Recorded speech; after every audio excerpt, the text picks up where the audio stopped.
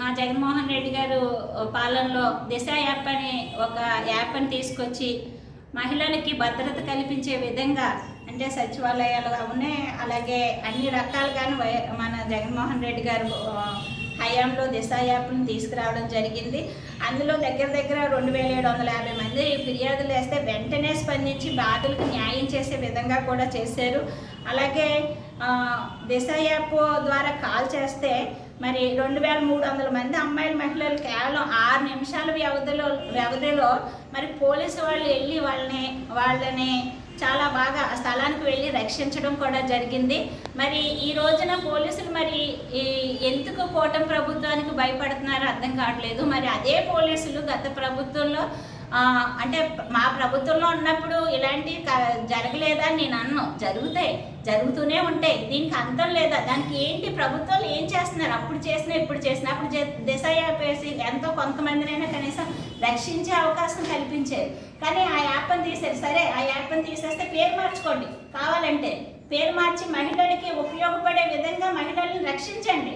అసలు వాళ్ళు ఏదైనా చేస్తున్నారు అంటే ఏదో ఒకటి ప్రభుత్వాలు ఖచ్చితంగా చేయాలి. అలాంటిది ఈ రోజున అసలు ఎన్ని రకాలుగా మరి జగన్మోహన్ రెడ్డి గారు అవునే ఏ ప్రభుత్వం వచ్చినా ఎవరు వచ్చినా సరే, అది ఇప్పుడైనా సరే ఈ ప్రభుత్వం అయినా సరే దిశ యాప్ కాకపోతే యాప్ల పేర్లు మార్చుకున్నా పర్వాలేదు, కానీ మహిళలకు అండగా ఉండే విధంగా అంటే మా ప్రభుత్వంలోని అత్యాచారాలు జరగలేదా, ఇలాంటివి జరగలేదా అన్నాను. అప్పుడు జరగలేదా అని అనట్లేదు, జరిగాయి. కానీ దానికి ఏమైనా సొల్యూషన్ ఉంటే దాన్ని చెయ్యొచ్చు. యాప్ల ద్వారా కొంతమంది మరి రక్షించడం కూడా జరిగింది.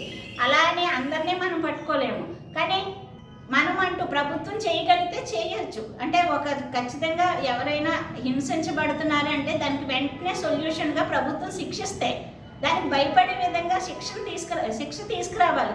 కానీ అలాంటిది ఏం జరుగుతుంది? అసలు 1 సంవత్సరంలో ఇంతమంది ఎలా ఏంటి? దీనికి ఇంకా మార్గం లేదా? ఇదే జరిగితే అంటే నాకు తెలిసి నేను గ్యాదర్ చేసింది 180 మంది అయితే అసలు మీరు చేయలేని ఇంకెన్ని ఉన్నాయి. ఆ విధంగా చూసుకుంటే మరి అలా అని చేయబడాలని నేను అనట్లేదు.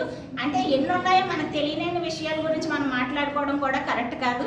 కాబట్టి మహిళలకి అంటే ఒక స్కూల్కి వెళ్ళినా భయం, హాస్టల్లో వేసిన భయం, అలాగే ఒక వర్క్కి మనం ఒక ఉద్యోగరీత్యా వెళ్ళినా అక్కడ భయం, లాస్ట్కి ఇంట్లో పలానా ఏదో జిల్లాలోని ఇంటి అంటే తల్లిదండ్రుల మధ్యన పడుకోబెట్టుకున్న పిల్లను కూడా తీసుకెళ్ళిపోయి అత్యాచారం చేశారంటే దాని అంత గౌరవం లేదు. అంటే మహిళలుగా పుట్టడం మా తప్ప, లేకపోతే ఏంటి? ప్రభుత్వాలు ఏం చేస్తారు? మహిళగా పుట్టాలంటే భయమా? లేదంటే మహిళలు బయటకు వస్తే ఇంత ఘోరంగా చేస్తే మహిళ ఎలా బతకాలి? ఎందులో రాణించడానికి ఉండదా?